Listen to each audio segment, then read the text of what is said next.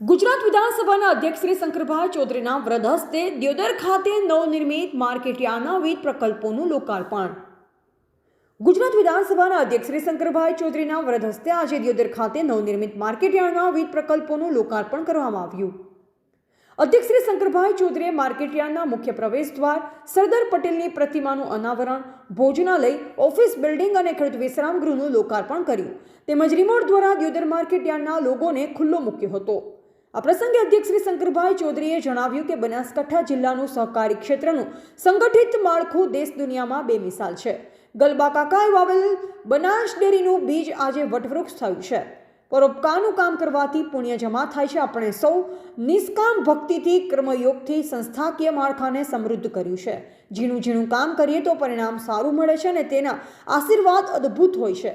બનાસકાંઠા જિલ્લો આજે સમૃદ્ધ બન્યો છે તો તેની પાછળ સૌથી મહેનત અને પુરુષાર્થ જવાબદાર છે.